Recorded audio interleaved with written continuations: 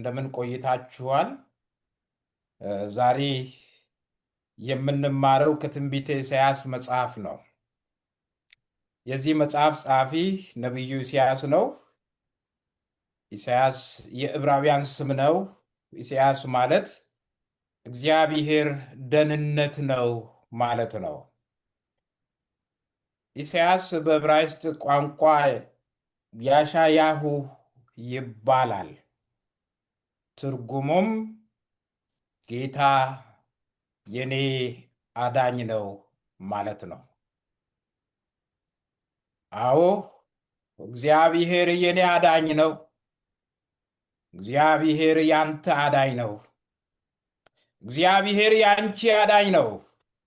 እግዚአብሔር የእርሱም አዳኝ ነው። የዓለም መድህን እግዚአብሔር ብቻ ነው። እግዚአብሔር ይመስገን።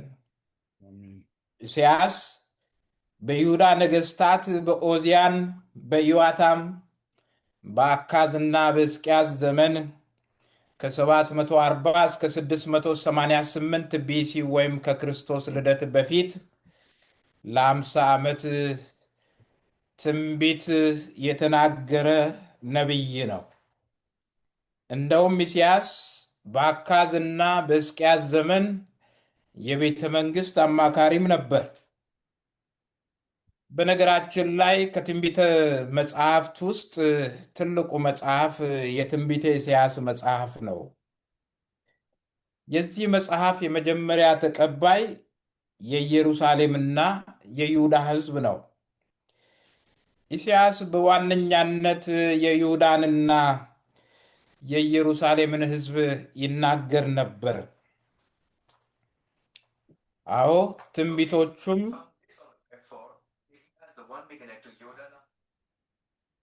ትንቢቶቹም በደቡባዊ የይሁዳ መንግስት ነዋሪዎች ላይ ያተኩር ነበር።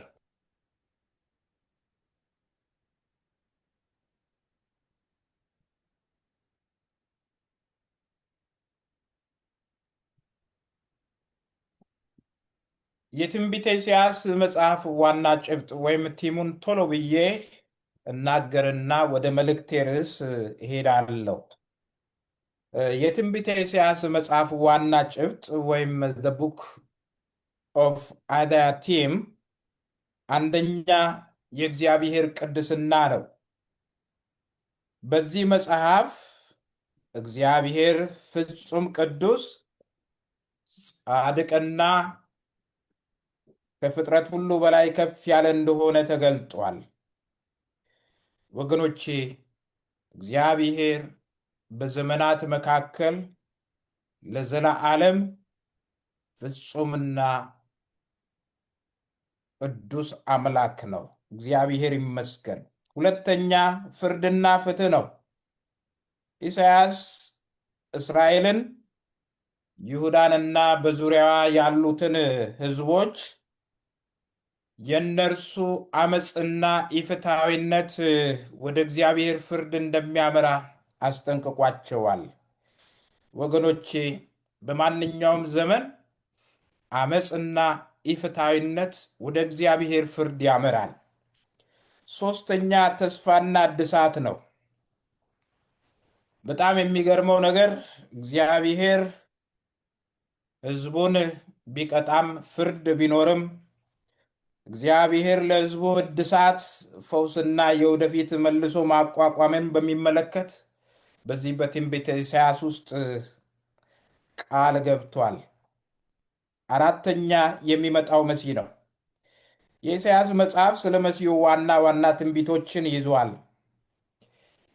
ነቢዩ ኢሳይያስ መሲሁ ኢየሱስ ክርስቶስ መዳን፣ ሰላምና ጽድቅ አገዛዝን ያመጣል ይላል። ጌታችን መድኃኒታችን ኢየሱስ ክርስቶስ ወገኖቼ መዳንን፣ ሰላምን እና ጽድቅ አገዛዝን አምጥቷል፣ ያመጣልም። አምስተኛ የጌታ ማዳን ነው። ያህዌ ያድናል። እግዚአብሔር ይመስገን። ይህ በትንቢተ ኢሳይያስ ውስጥ የምናገኘው ተደጋጋሚ መልእክት ነው። ነቢዩ እንደዚህ ይላል፣ መዳን የሚመጣው ከእግዚአብሔር ብቻ ነው ይላል። ወገኖቼ መዳን ከፖለቲካዊ ጥምረትም ሆነ ወይም ከሰው ልጆች ጥረት አይመጣም። መዳን የሚመጣው ከእግዚአብሔር ብቻ ነው። እግዚአብሔር ይመስገን። ስድስተኛ የእግዚአብሔር ሁለንተናዊ ሉዓላዊነት ነው። ኢሳይያስ እግዚአብሔር በእስራኤል ላይ ብቻ ሳይሆን በሁሉም ብሔራት ላይ እንደሚገዛ አጽንኦት ሰጥቶ ይናገራል። የብሔራት ሁሉ ገዢ፣ በብሔራት ሁሉ ላይ የበላይ የሆነው እግዚአብሔር ብቻ ነው። ሰባተኛ አዲስ ፍጥረት ወይም የወደፊት ክብር ነው። ኢሳይያስ መልእክቱን የሚቋጨው የእግዚአብሔር ፍትሕና ሰላም ለዘላለም የሚነግስበትን የታደሰ ሰማይና ምድርን በሚመለከት ያየውን ራእይ በማጋራት ነው። ወገኖቼ ቀኑ ምን የረዘመ ቢመስልም የእግዚአብሔር ፍትሕና ሰላም ዓለምን ሁሉ ይገዛል። እግዚአብሔር ይመስገን። የታደሰ ሰማይና ምድርን እናያለን። ከአዳኛችን ከበጉ ከኢየሱስ ክርስቶስ ጋር ለዘላለም እንኖራለን። እግዚአብሔር ይመስገን። ዛሬ የመልእክቴ ርዕስ ሰማያትን ቀደህ ውረድ የሚል ነው። ትንቢተ ኢሳይያስ ምዕራፍ 64 ከቁጥር 1 እስከ 3 አንድ ላይ እናንብብ። በዚህ መልእክቴ በአብዛኛው የምጠቀመው ከተወሰኑ ቦታዎች ሲቀር ከአዲሱ መደበኛ ትርጉም ነው። ትንቢተ ኢሳይያስ ምዕራፍ 64 ከቁጥር 1 እስከ 3 የእግዚአብሔር ቃል እንደዚህ ይላል። አቤቱ ሰማያትን ቀድደህ ምነው በወረድህ? ምነው ተራሮች በፊትህ በተናወጡ? እሳት ሲለኮስ ጭራሮን እንደሚያቀጣጥል ውሃንም እንደሚያፈላ ስምህ በጠላቶች ዘንድ እንዲታወቅ ውረድ፣ መንግስታትም በፊት እንዲንቀጠቀጡ አድርግ ይላል ነቢዩ ኢሳይያስ። እግዚአብሔር ሰማያትን ቀዶ እንዲወርድ ጸለየ። ነቢዩ እግዚአብሔር ሰማያትን ቀዶ እንዲወርድ ለመነ።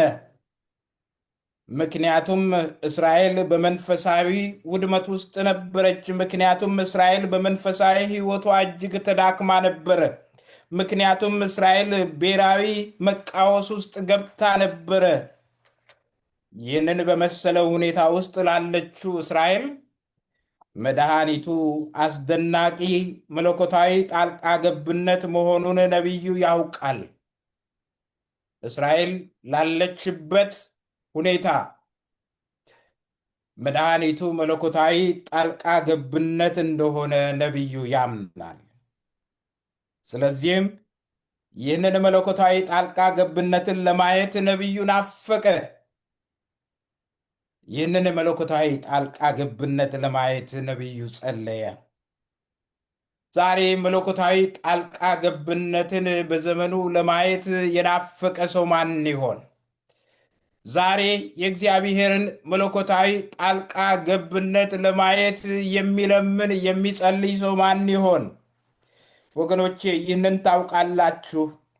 የምናገለግለው ሕዝብ በመንፈሳዊ ውድቀትና ውድመት ውስጥ ሲሆን፣ ምድራችን በብሔራዊ መቃወስ ውስጥ ስትገባ፣ ረሃብ ሕዝባችንን ሲቆላው፣ በሽታ እንዳሴን ሲፈላ፣ ኑሮ ውሃ ቅዳ ውሃ መልስ አይነት ሲሆን፣ እውነተኛ መንፈሳዊነት ከሕዝቡ ላይ እንደ ጥላ ሲሸሽ፣ ጥላቻ፣ ክህደት፣ ጭካኔ መገለጫችን ሲሆን፣ የእርስ በርስ ጦርነት እዚህም እዚያም ሲያገረሽ፣ ይህንን በመሰለው ዘመን መፍትሄው ወሬ አይደለም።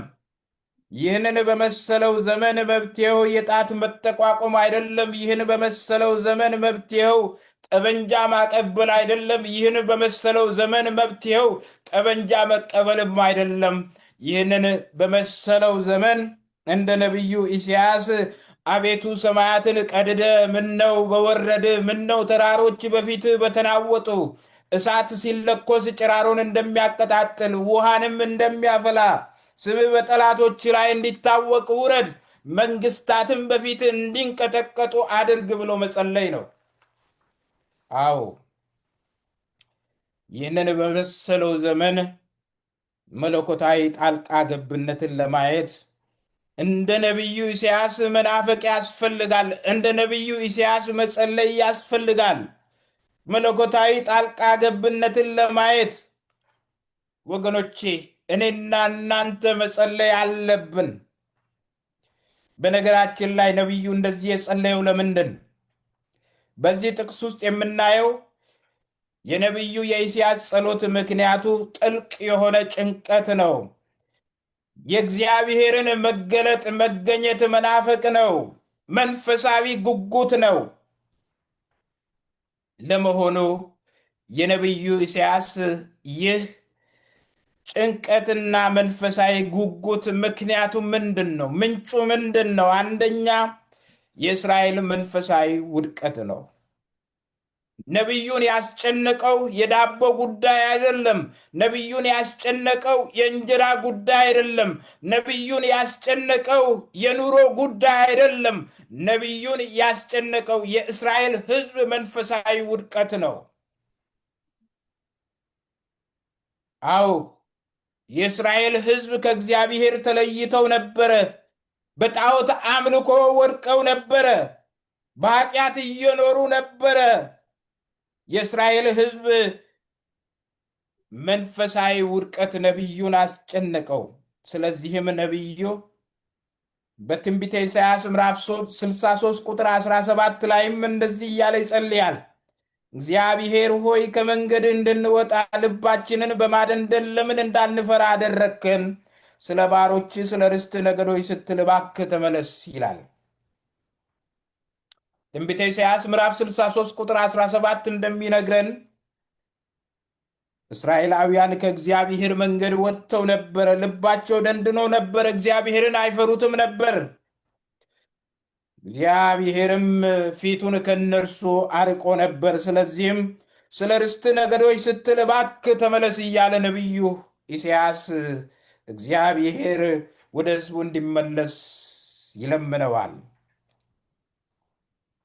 ይህም በሕዝቡ ኃጢአትና አለመታዘዝ ምክንያት የተሰበረውን ከእግዚአብሔር ጋር የነበራቸውን ግንኙነት ወደ ነበረበት እንዲመለስ ነቢዩ የነበረውን ጥልቅ ፍላጎት ያሳያል። ነቢዩ በዚህ ክፍል የእግዚአብሔርን ምሕረት ይማጸናል። እግዚአብሔር ሕዝቡን ወደ ራሱ እንዲመልስ ይለምነዋል። ወዳጆቼ ይህ የኢሳያስ ዘመን አሁን ከምንኖርበት ከኛ ዘመን ጋር የሚመሳሰል አይመስላችሁም?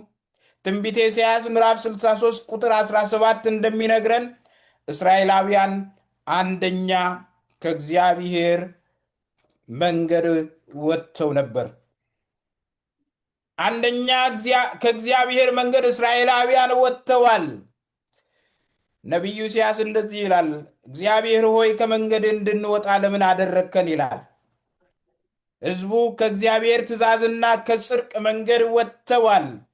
ነቢዩ የሕዝቡን ኃጢአት በዚህ ክፍል ይናዘዛል። ነቢዩ ይህንን የጻፈው በሐዘን መልክ ነው። አንተ ነህ ያደረግከው ብሎ እግዚአብሔርን እየወቀሰው አይደለም።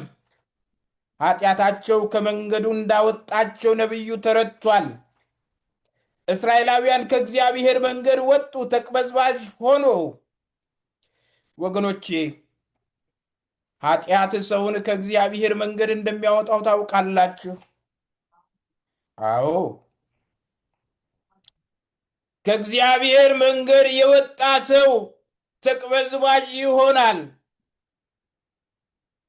ሰው ከእግዚአብሔር መንገድ ሲወጣ ተቅበዝባዥ ይሆናል። እግዚአብሔር ከዚህ ይሰውራችሁ። ትንቢተ ኢሳያስ ምዕራፍ 63 ቁጥር 17 እንደሚነግረን እስራኤላውያን አንደኛ ከእግዚአብሔር መንገድ ወጥተዋል ብለናል። ሁለተኛ ልባቸው ደንዳና ሆኗል። ነቢዩ እንደዚህ ይላል፣ በትንቢተ ኢሳይያስ ምዕራፍ 63 ቁጥር 17 ላይ ልባችንን በማደንደን ለምን እንዳንፈራ አደረግከን ይላል። ነቢዩ እያለ ያለው አንተን እንዳንፈራ ልባችን ደንድኗል እያለ ነው። ይህ ማለት ልባቸው ለእግዚአብሔር ቃል ተደፍኗል ማለት ነው።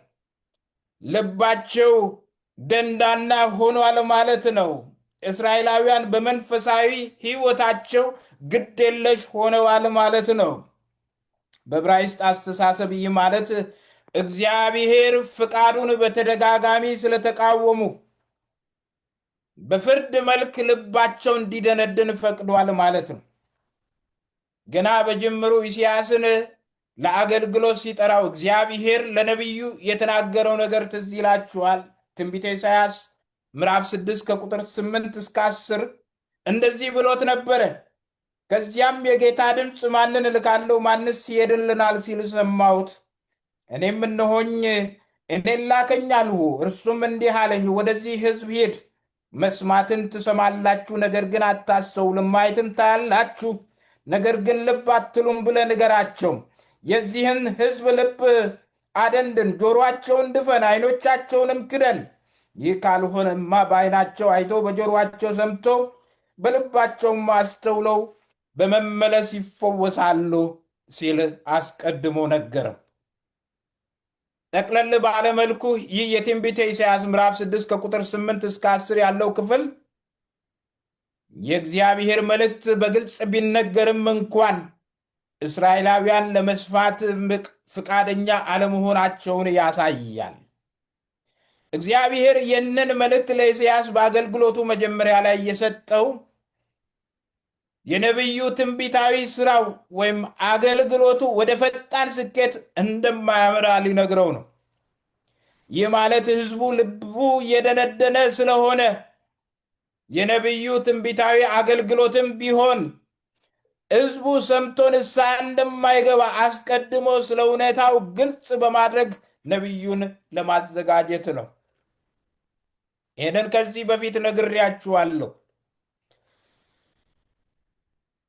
ይሄ ነቢዩ ኢሳይያስ በዘመኑ ከእግዚአብሔር መልእክት እየተቀበለ ሰሜናዊ የእስራኤልን መንግስትም ሆነ ደቡባዊ የይሁዳን መንግስት ለ50 ዓመት እና ከዛ በላይ አገልግሏቸዋል። ግን በጣም የሚገርመው ነገር በእርሱ ዘመን አንድም የእግዚአብሔርን ቃል ሰምቶ ከኃጢአቱ ተጸጽቶ በንስሐ ወደ እግዚአብሔር የተመለሰ ትውልድ አልነበረም። አይገርማችሁም? በ50 ዓመት አገልግሎት ነቢዩ ምንም የተመለሰ ሰው አላየም።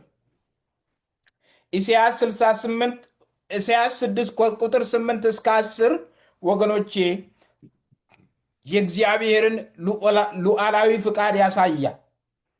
የእስራኤልን ልብ ጥንካሬ ያሳያል። የነቢዩ አገልግሎት ፈታኝ ወይም አሳዛኝ ቢመስልም በእግዚአብሔር ዘንድ የተፈለገው የነቢዩ ሚና ይህ መሆኑን ያሳያል። አይገርማችሁም?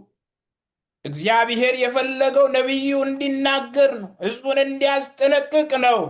ነቢዩም ሚናውን አውቋል። በደርግ ዘመን ሚናችሁን ለዩ የሚል ቃል እሰማ ነበር ልጆኜ።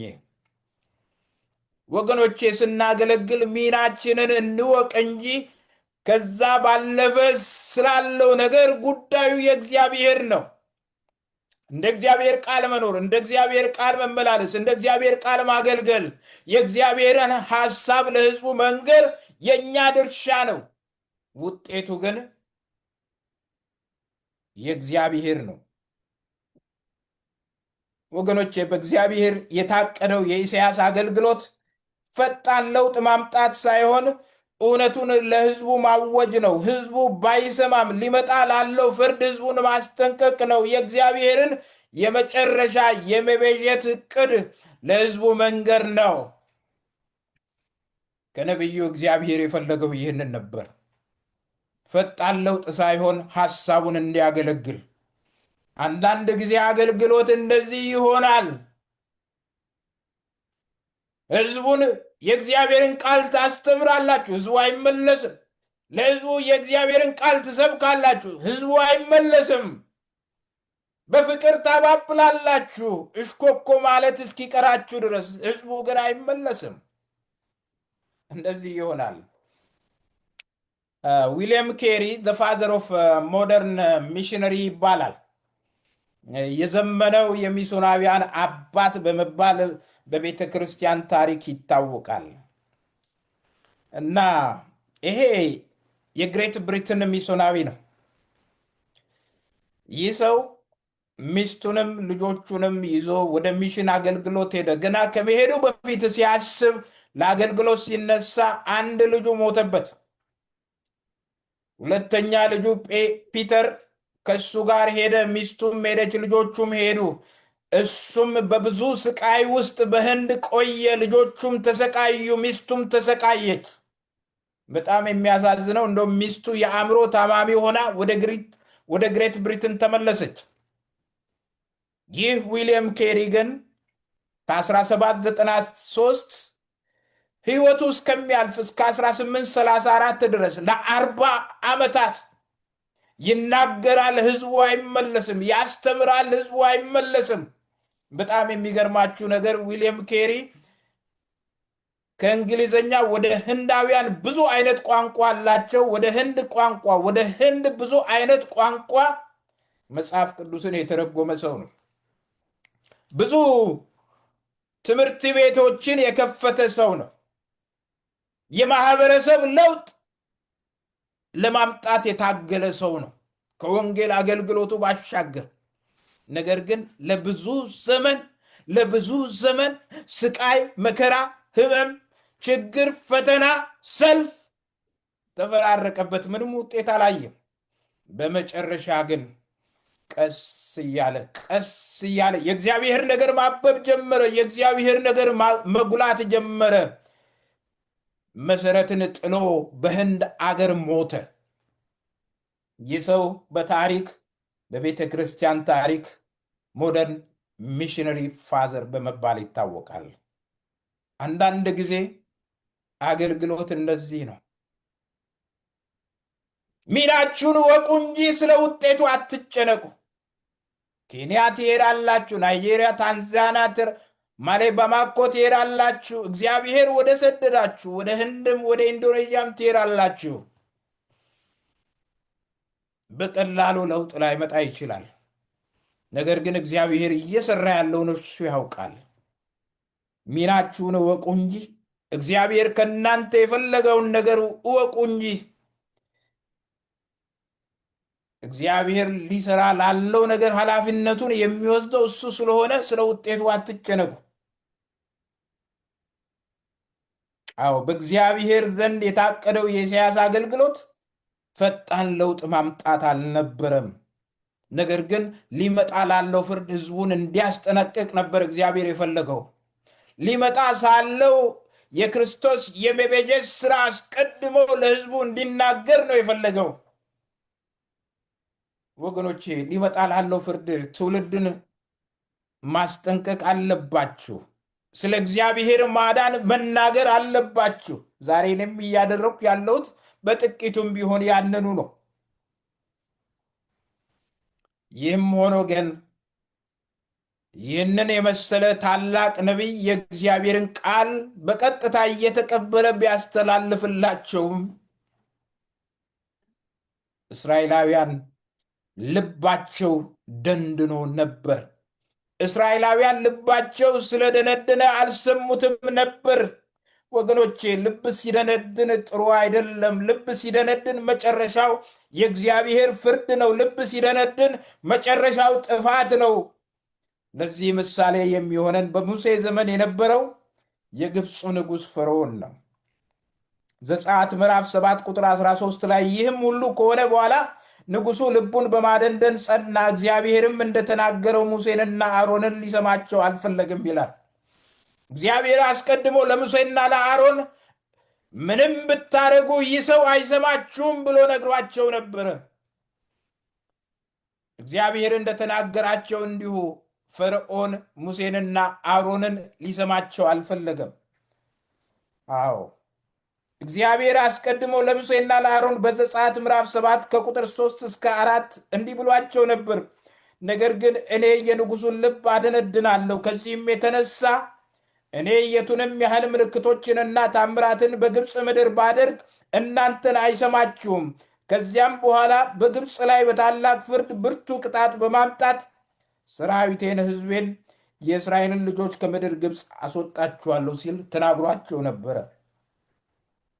በዘጸአት ምዕራፍ 7 ቁጥር 10 አሮንም በትሩን በንጉሡና በመኳንንቱ ፊት በጣለው ጊዜ ተለውጦ እባብ ሆነ። ከዚህም በኋላ ፈርዖን ጠቢባኑና አስማተኞችን ጠራ። እነርሱም በአስማታቸው እንደዚሁ አደረጉ። በትሮቻቸውንም ወደ መሬት በጣሏቸው ጊዜ ተለውጠው እባቦች ሆኑ። ነገር ግን የአሮን በትር የእነርሱን በትር ሁሉ ዋጠች ይላል። እግዚአብሔር ይመስገን። እግዚአብሔር ዘጠኝ ምልክቶችና ታምራትን ቢያደርግም ፈርዖን ልቡ ስለደነደነ ሙሴንና አሮንን ለመስማት አልወደደም። አዎ የፈርዖን ይህ የልብ ጥንካሬና መደንደን ለግብፅ ምድር ተከታታይ መቅሰፍት ምክንያት ሆኗል። በመጨረሻም እግዚአብሔር 10ኛውን መቅሰፍት በላከ ጊዜ የግብፅ በኩር በሙሉ በአንድ ሌሊት አለቀ። በግብፅ ምድር ሆኖ የማያውቅ ታላቅ መከራ ሆነ። ልብ ሲደነድን ወገኖቼ ጥሩ አይደለም። የሕዝቡ ልብ ሲደነድን አገልጋይ በእግዚአብሔር ፊት መውደቅ አለበት። የሕዝቡ ልብ ሲደነድን አገልጋይ ሕዝቡን ይዞ በእግዚአብሔር ፊት መውደቅ አለበት። ምክንያቱም ልብ ሲደነድን መጨረሻው ፍርድ ነው። መጨረሻው ጥፋት ነው። መጨረሻው እልቂት ነው። እኔ አሁን በሰው ልጆች መካከል ስለሚታየው የልብ ደንዳናነት ያስፈራኛል።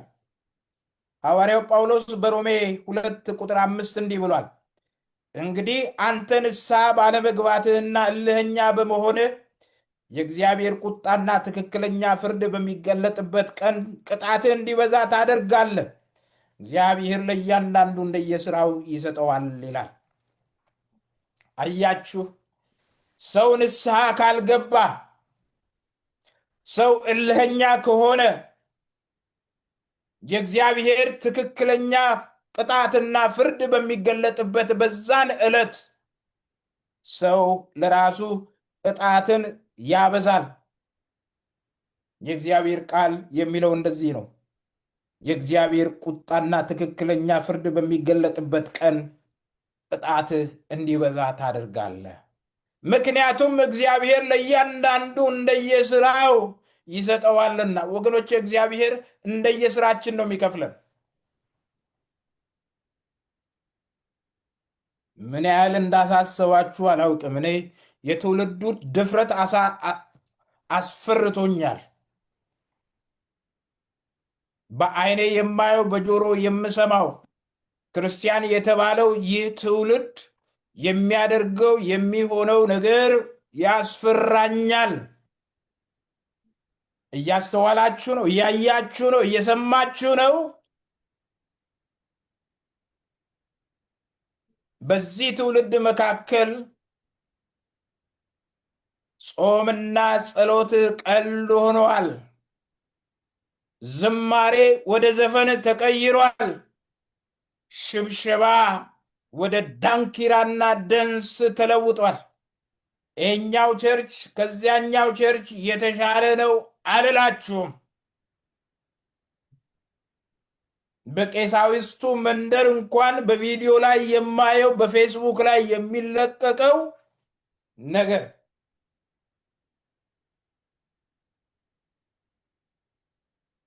እንደ ማይክል ጃክሰን የሚደንሱ ፌዘኛ ቀሳውስትን አይቻለሁ። በጣም የሚያሳዝን። የነሱን ዳንስ እያዩ የሚያሾፉ ሽማግሌ ቀሳውስትንም አይቻለሁ። ይህ በፍጹም በዘመኔ የማላስበው ነገር ነው። እኔ ወደ ጌታ በመጣሁበት በ1984 ገሱባ ከተማ ላይ ቃሪዮት ቤተ ክርስቲያን አቶ ግርማ ሀናን ዋና ጽሕፈት ቤትን ወክለው መጥተው ነበር። እኔ ወደ ጌታ ስመጣ የነበረው ችግር አባቶች ይሄ እልልታችሁ ያስፈራናል ይሉ ነበር።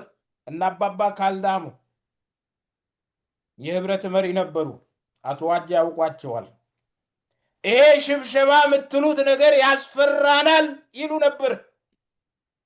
እኔ ብዙም አይገባኝም። እኔ ገና እንደመጣው የእልልታም የሽብሸባም ነገር አላውቀውምም፣ አይገባኝም ነበረ። ኢሹ መሆኑ ራሱ ያስገርመኝ ነበር። ግን የዮሐንስ አባት አቶ ግርማ ሐናን ነው ከዋናው ጽሕፈት ቤት የመጡበትን ነገር ሲነግሩን፣ መድረክ ላይ ሆነው ሲነግሩንና ሲያስታርቁ አይቻል። አባባ ኬዳሞ ምን ይሉ ነበር? እሺ እልልታውን እንተውላችኋለን፣ ይቺ ሽብሸባ የምትሏትን ነገር ተውልን ይሉ ነበረ። ኤኒሃው በእርቅ አለቀ። አያችሁ፣ ያኔ የነበሩ አባቶች ሊመጣ ያለው ነገር አስፈርቷቸው ነበር። ዛሬ በየመድረኩ የምናየው ጭፈራ፣ በኮንፍራንስም የምናየው ዳንስ፣ ፑልፒቱን የሚገለብጡ ፕሮግራም ሊደርስ ተብለው ምስባኩ ላይ የሚቆሙ የሚገለባበጡ ሰዎች ራሳቸውን መቆጣጠር አቅቷቸው፣ ባላንሳቸውን መጠበቅ አቅቷቸው ሲጨፍሩ ሲወርቁ እያየን የሚያስፈራ ዘመን ነው ወገኖቼ። ንስሐ የማይገባ ልብ ወደ መለኮታዊ ፍርድ እንደሚያመራ ሐዋርያው ያስጠነቅቃል። ይሄንን እኮ በአዲስ ኪዳን ውስጥ ነው ጳውሎስ የሚናገረው።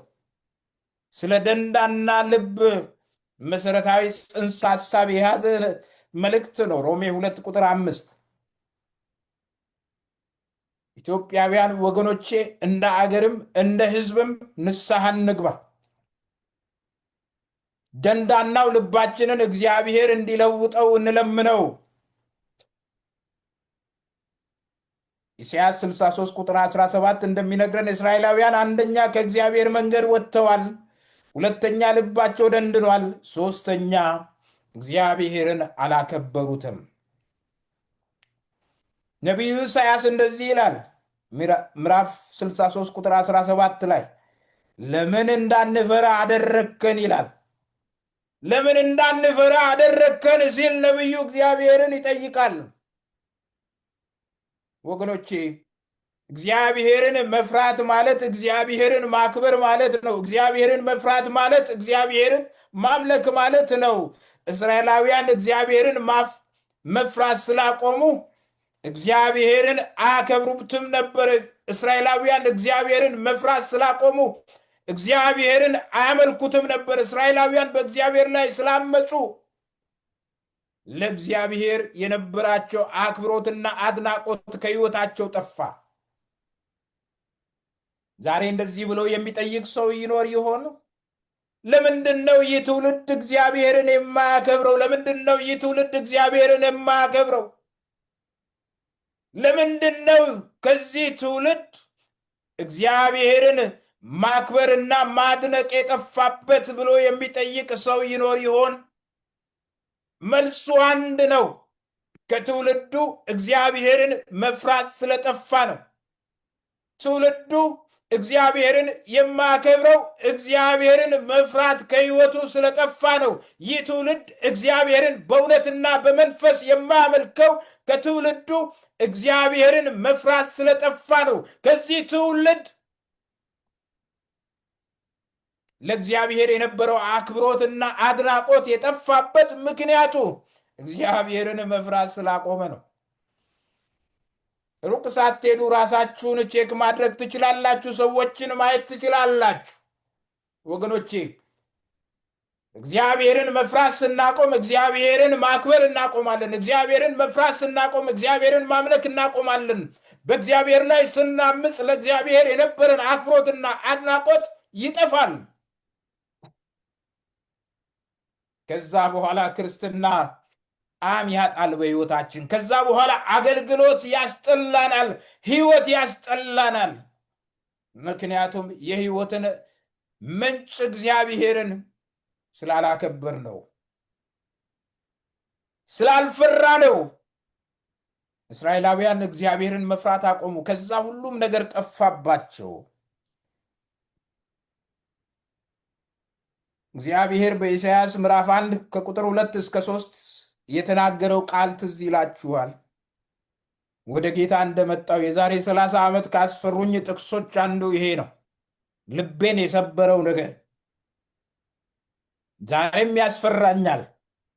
እግዚአብሔር እንዲህ ይላል፣ ሰማያት ሆይ ስሙ፣ ምድርም አድምጪ። ተንከባክቤ ያሳደግኳቸው ልጆች አመፀኞች ሆኑብኝ። በሬ ባለቤቱን ያውቃል፣ አህያም የጌታውን ጋጥ ያውቃል። የእስራኤል ሕዝብ ግን ምንም አያውቅም፣ ሕዝቤም አያስተውልም ሲል እግዚአብሔር ተናገረ። አይገርማችሁም? ሰው ስለጠፋ እግዚአብሔር ለሰማያትና ለምድር መናገር ጀመረ። እንደዚህ ያለ ተንከባክቤ ያሳደግኳቸው ልጆች አመፀኛ ሆኑብኝ። እንዴት ልብ የሚሰብር ነገር ነው! ተንከባከባችሁ አሳድጋችሁ ልጆቻችሁ አመፀኛ ቢሆኑ እንዴት ልባችሁ ይሰበራል! አያስፈራም? እግዚአብሔር እኮ እየተናገረ ያለው እንደዚህ ነው። ተንከባክቤ ያሳደግኳቸው ልጆቼ አመፁብኝ፣ አመፀኛ ሆኑብኝ ሲል እግዚአብሔር ተናገረ።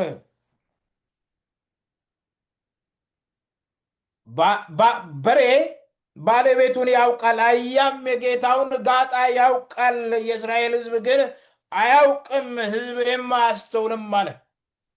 የእስራኤል ሕዝብ ከበሬ አንሶ ተገኘ፣ ከአህያ አንሶ ተገኘ። ማስተዋሉ ተወሰደበት። እግዚአብሔር ሕዝቤ ምንም አያውቅም፣ ሕዝቤ አያስተውልም አለ። እግዚአብሔር ዛሬ እንደዚህ የሚል ይመስለኛል።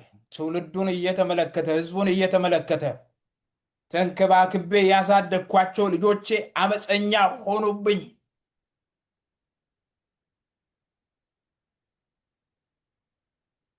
በሬ ባለቤቱን ሲያውቅ፣ አህያ ጋጣውን ሲያውቅ ሕዝቤ አላወቀኝም፣ ሕዝቤ አላስተዋለኝም የሚል ይመስለኛል። እናንተ ምን እንደሚመስላችሁ አላውቅም። ወገኖቼ እኔ ከ6 ወር በፊት ዛሬ ለማገልገል የተዘጋጀሁት መልእክት ነበረኝ። ግን the last 2 months እግዚአብሔር በኃይለኛው በዚህ ቃል ይናገረኝ ነበረ። ስለዚህም መኪናዬን ባቆምኩበት ስፍራ፣ ለስራ በወጣሁበት ስፍራ በየሰከንዱ በየሰዓቱ ይህንን ቃል አጠናው ነበር። እስከዚህ ሰዓት ድረስ ይህንን ቃል አጠናው ነበር፣ አነበው ነበር። አሁንም ተናግሬው የሚወጣልኝ አይመስለኝም። ወገኖቼ በዚህ ዘመን እኛ የምናገለግለው የእግዚአብሔር ሕዝብ እንዴት ነው? ከእግዚአብሔር መንገድ አራቅም፣ ተቅበዝባዥ አልሆነም፣ ልቡ አልደነደነም፣ እግዚአብሔርን ባለማክበር አላሳዘነውም። እውነት እንናገር እንጂ ይህ ትውልድ ከእግዚአብሔር መንገድ ርቋል፣ ተቅበዝባዥ ሆኗል፣ ልቡ ደንድኗል። እግዚአብሔርን ባለማክበር ይህ ትውልድ አሳዝኖታል። ትንቢተ ኢሳይያስ ምዕራፍ 63 ቁጥር 17 የእግዚአብሔርን ምሕረት ለማግኘት የቀረበ ጸሎት ነው። ነቢዩ ኢሳይያስ እግዚአብሔር ወደ እነርሱ እንዲመለስ ለመነው። ስለ ርስት ነገዶች ስትል እባክህ ተመለስ አለ። ምን አይነት ነቢይ ነው! ስለ ርስት ነገዶች ስትል፣ ስለነ አብርሃም ስትል፣ ስለነዛ የእስራኤል ነገድ አባቶች ስለሆኑት ስትል፣ ስለ እውነተኞቹ ስትል እባክህ ተመለስ እያለ ይለምነው ነበር። የእግዚአብሔር ወደ ሕዝቡ እንዲመለስ የቀረበ ጸሎት ነው። ነቢዩ የእግዚአብሔርን መገኘት፣ ሞገሱን፣ ጥበቃውን እንደገና ለእስራኤል እንዲያሳይ ይለምነው ነበር፣ ይጸልይ ነበር። ነቢዩ እግዚአብሔር ሰማያትን ቀዶ እንዲወርድ ሲጸልይ መሻቱ ይህ ነበር። ምስቅልቅል በወጣው በእስራኤል ሕዝብ ሕይወት አምላክ ጣልቃ በመግባት እግዚአብሔር በአስደናቂ ሁኔታ ሕዝቡን ወደ ራሱ እንዲመልስ ነበር። ወገኖቼ ምስቅልቅል ለወጣው ለኢትዮጵያ ጉዳይ መፍትሄው መለኮታዊ ጣልቃ ገብነት ነው። ያስፈራል። ኢትዮጵያ ውስጥ እየሆነ ያለው ነገር ያስፈራል። ዘረፋው ያስፈራል። ቅሚያው ያስፈራል። ጥላቻው ያስፈራል። አድመኝነቱ ያስፈራል። ግድያው ያስፈራል። ጦርነቱ ያስፈራል። ረሃቡ ያስፈራል። በሽታው ያስፈራል። ኢትዮጵያ ውስጥ ምን የማያስፈራ ነገር አለ? ንገሩኝ። ምን የማያስፈራ ነገር አለ? ይህ እኮ የመሪዎች ጉዳይ ብቻ አይደለም። የምናገለግል የእኛም ጉዳይ ነው። የሰባኪዎች ጉዳይ ነው። የወንጌላውያን ጉዳይ ነው። የሚሽነሪዎች ጉዳይ ነው። የካህናት ጉዳይ ነው። እግዚአብሔር የጠራቸው የእውነተኛ መሪዎች ጉዳይ ነው።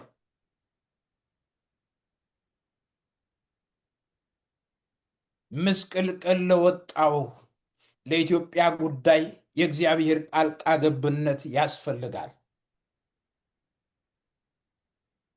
ለነቢዩ ኢሳይያስ ለዚህ ጭንቀትና መንፈሳዊ ጉጉት ምክንያቱ የእስራኤል መንፈሳዊ ውድቀት ነው። ሁለተኛ የእግዚአብሔር ግልጽ ዝምታ ነው። እግዚአብሔር ዝም አለ። ለነቢዩ ተናገረው ለ50 ዓመት ሕዝቡ አልመለስም አለ። እግዚአብሔር ዝም አለ። አይቶ እንደማይ ሰምቶ እንደማይሰማ ሆነ እግዚአብሔር። ሶስተኛ የመነቃቃትና የመታደስ ፍላጎት ነው። ነቢዩ መነቃቃትና ተሐድሶን ይናፍቃል። በእግዚአብሔር የቀድሞ ተግባራት ነቢዩ ተስፋ ያደርጋል። በእግዚአብሔር ተስፋ አልቆረጠም። ነቢዩ ለእግዚአብሔር ክብር ቅናት ነበረው። ጌታ ኢየሱስ ክርስቶስ የቤት ቅናት ይበላኛል አለ። ነቢዩ ኢሳይያስም ቅናት ነበረው። 50 ዓመት ሰብኮ 50 ዓመት መልእክትን ተቀብሎ 50 ዓመት ትንቢትን ተናግሮ አልወጣለትም። ሕዝቡ ቢመለስ እያለ ያለቅሳል፣ ይጮሃል፣ ይጸልያል። የእግዚአብሔር ክብር ቅናት ያቃጥለው ነበር። አልሰሙትም። ወገኖቼ የእስራኤል መንግስት ወይም የሰሜኑ መንግስት እና የይሁዳ የደቡባዊ መንግስት ሁለቱም በእግዚአብሔር ላይ ስላመፁ እግዚአብሔር የሰሜኑ የእስራኤል መንግስት ለአሦራውያን አሳልፎ ሰጠ። የሰሜኑ የእስራኤል መንግስት በ722 ከክርስቶስ ልደት በፊት ቢሲ በአሦራውያን እጅ ወደቀ። አሦራውያን ምርኮ አድርጎ ወሰዳቸው። አያሳዝንም?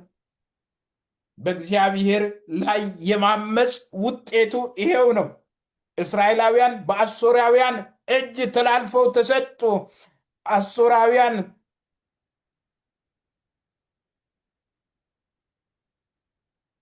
ምርኮኛ አድርገው ወሰዷቸው።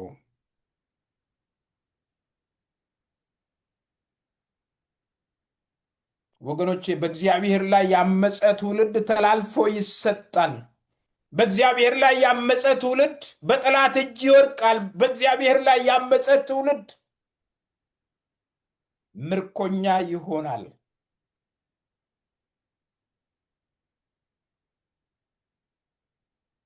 ጳውሎስ በሮሜ 1 ቁጥር 28 ላይ ምንድን ነው የሚለው?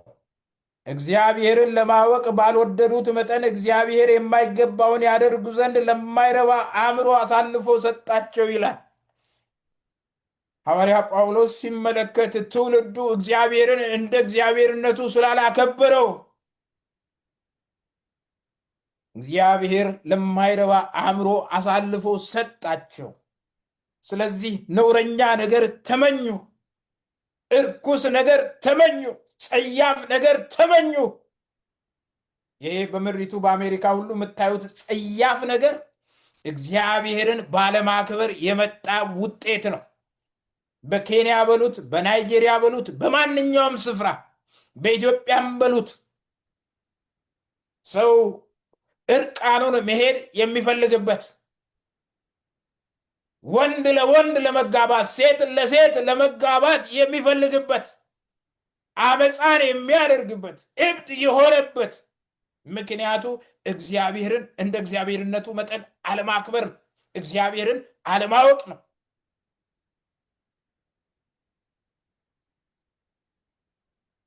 ትውልዶች ተላልፈህ ትሰጣለህ ካልተመለስ።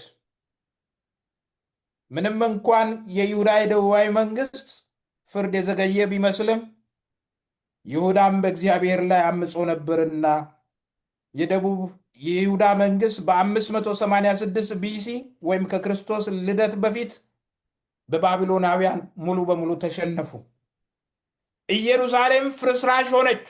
እጹብ ድንቅ የተሰኘው ሰለሞን የሰራው ቤተ መቅደስ ፍርስራሽ ሆነ። ወገኖቼ በእግዚአብሔር ያመፀ ትውልድ ተሸናፊ ይሆናል፣ ይሸነፋል። የሰራው ነገር ሁሉ ይፈርስበታል። ሌላ በጣም የሚያስፈራኝን ጥቅስ ልንገራችሁ። አዲስ ኪዳን ውስጥ ወደ ጌታ ከመጣው በኋላ ያስፈራኝ ሌላ ጥቅስ አንደኛ ቆሮንቶስ ምዕራፍ 3 ቁጥር 17 ላይ ማንም የእግዚአብሔር ቤተ መቅደስን ቢያፈርስ እርሱን እግዚአብሔር ያፈርሰዋል፣ የእግዚአብሔር ቤተ መቅደስ ቅዱስ ነውና ያውም እናንተ ናችሁ ይላል። አይገርምም? ማንም ሰው የእግዚአብሔርን ቤተ መቅደስ ቢያፈርስ መልሶ እግዚአብሔር እሱን ያፈርሰዋል ይላል። ስለ ቤተ መቅደስ በሐዋርያው ጳውሎስ ሆኖ መንፈስ ቅዱስ የሚናገረው ስለ ገዛ አካላችን፣ በገዛ አካላችን ላይ ኃጢአትን እያደረግን እግዚአብሔርን የማያስከብር ነገር እያደረግን ክፉ ነገር እየሰራን ይህንን የእግዚአብሔርን ቤተ መቅደስ ብናፈርሰው እግዚአብሔር መልሶ እኛን ያፈርሰናል። ከዚህ እግዚአብሔር ይጠብቃችሁ። ከዚህ እግዚአብሔር ይጠብቀን። አዎ የደቡብ የይሁዳ መንግስትም በአመፅ ስለጸና በባቢሎናውያን ተሸነፉ። ባቢሎናውያን ምርኮ አድርጎ ወሰዷቸው። ኢየሩሳሌምን ፍርስራሽ አደረጓት። ቤተ መቅደሱን አፈረሱ። እግዚአብሔር ከክብሩ በላይ ለከተማ አይገደውም። ከክብሩ በላይ ሰው ለሰራው ቤተ መቅደስ አይገደውም። ያ ቤተ መቅደስ እኮ እግዚአብሔርና የእስራኤል ሕዝብ የሚገናኙበት ስፍራ ነበር። ያ በሰውና በእግዚአብሔር መካከል ያለው ግንኙነት ሲፈርስ እግዚአብሔር ሁሉም ነገር እንዲፈርስ ፈቀደ።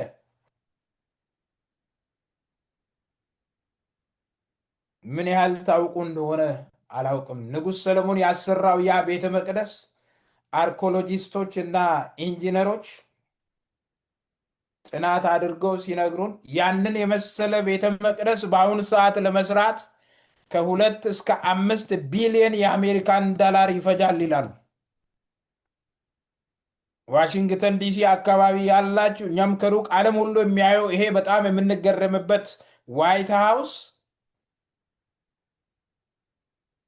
ከ500 ሚሊዮን እስከ 1 ቢሊዮን ያወጣል ተብሎ ይገመታል። በአሁኑ ሰዓት እንስራው ብንል ግን 2 እጥፍ ያህል ከ500 ሚሊዮን ከተነሳንማ 3-4 ጊዜ እጥፍ ያህል የሚበልጥ ዋጋና ጥበብ የፈሰሰበት ያ ቤተ መቅደስ ፈረሰ። ወገኖቼ ሕይወታችን ከፈረሰ በኋላ የማይፈርስ ነገር የለም። እግዚአብሔር ከዚህ ይሰውረን። በቀጥታ ወደ ጸሎት ነው የምንሄደው።